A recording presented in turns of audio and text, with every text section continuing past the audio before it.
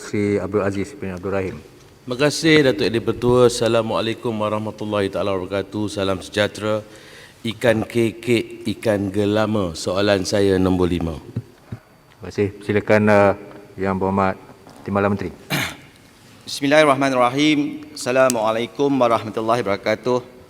Tuan Yang Pertua, terima kasih kepada ahli Parlimen Baling yang bertanya.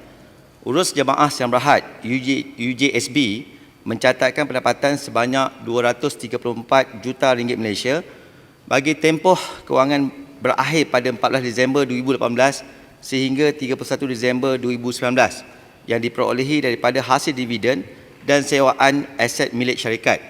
Jumlah pendapatan yang kecil ini tidak dapat menampung kerugian operasi yang disumbangkan antaranya melalui perekodan kerugian nilai saksama dengan izin fair value loss ke atas instrumen equity sebanyak 7.57 bilion ringgit Malaysia dan kerugian rosot nilai dengan izin impairment loss sebanyak 1.77 bilion ringgit Malaysia sehingga menyebabkan UJSB mencatatkan kerugian bersih sebanyak 9.95 bilion ringgit Malaysia.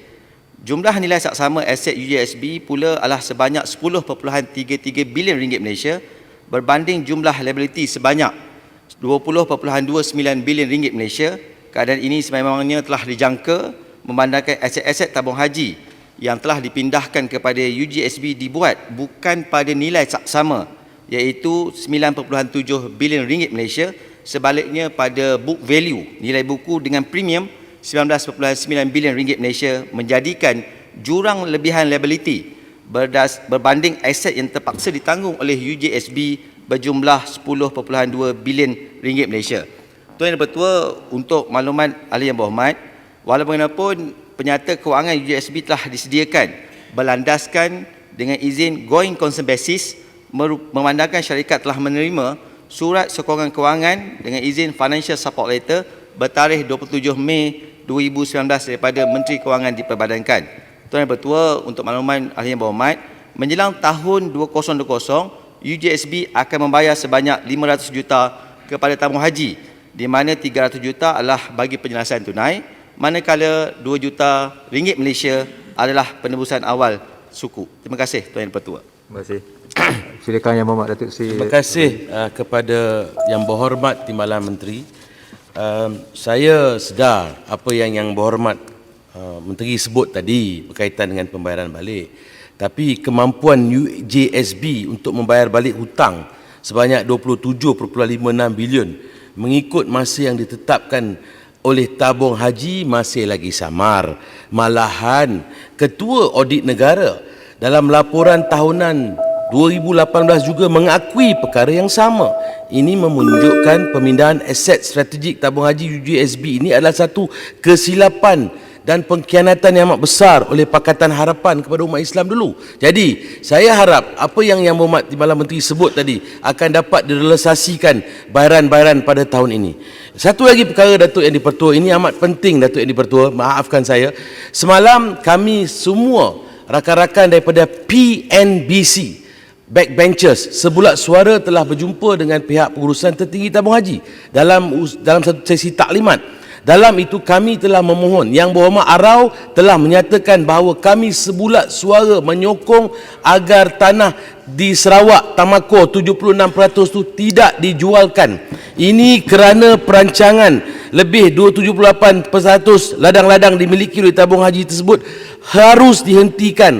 Kena bincang dengan kita sebab hari ini harga mentah kelapa sawit sudah melebihi 3,300, malah akan sampai ke 3,500 dalam masa yang terdekat ini. Apatah lagi Pen Borneo Highway dah sampai ke tanah itu. Dan ada satu lagi perkara, 163 bilion US dollar, iaitu ibu kota Indonesia Jakarta akan dipindahkan di Kalimantan hanya 35 minit daripada tanah yang bakal dijualkan. Apa yang saya nak sebutkan di sini, demi kelangsungan kesejahteraan kami sayang kepada pendeposit tabung haji, kami sayang kepada rakyat Sarawak. Bagilah limpahan ini kepada rakyat Sarawak untuk merasai manfaat nikmatnya.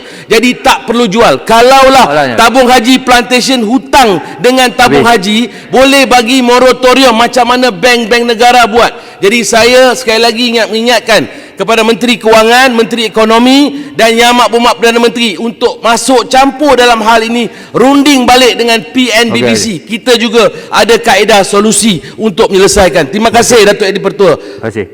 Sila Yang Berhormat Timbalan Menteri. Terima kasih Tuan Yang Dipertua. Terima kasih Ahli Yang Berhormat. Dua perkara yang dibangkitkan oleh Ahli Parlimen Baling. Yang kedua itu saya bagi jaminan saya akan sampaikan kepada Yang Berhormat Menteri Kewangan tentang keluh resah terhadap isu yang telah dinyatakan oleh Yang Berhormat Baling berkaitan penjualan kepada syarikat Tamako. Itu saya minta pada Yang Berhormat Baling, saya akan bagi jaminan supaya perkara ini saya akan sampaikan segera kepada Yang Berhormat Menteri Kewangan. Saya berbalik pada persoalan pertama Tuan Yang Pertua yang dinyatakan oleh Yang Berhormat Baling. Saya harus menyatakan di awal mula ini, kerajaan hari ini adalah kerajaan yang amat prihatin. Kita bukan sahaja memastikan kelangsungan aktiviti ekonomi yang dilakukan oleh UJSB, tetapi yang paling pentingnya adalah keselamatan keuangan pendeposit tabung haji. Itu sebabnya kerajaan telah bersetuju untuk menyediakan peruntukan kepada UJSB sebanyak 17.8 bilion ringgit Malaysia secara berkala selama 10 tahun. Iaitu seperti mana telah saya nyatakan tadi Yang Tuan Dipertua dan Yang Berhormat Baling, 17.8 bilion ini adalah duit yang telah diluluskan oleh kerajaan Malaysia dalam keadaan going concern basis.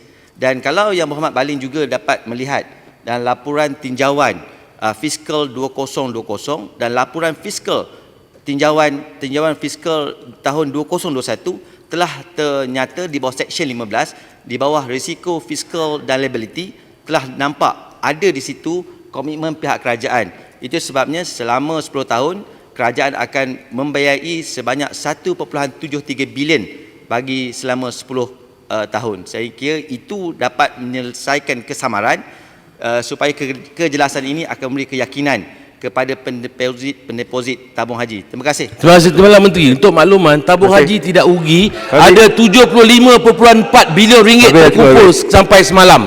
Untuk makluman Timbalan Menteri, tabung haji tidak rugi seperti digembar-gemburkan oleh Pakatan Harapan dulu. Terima kasih. Terima kasih.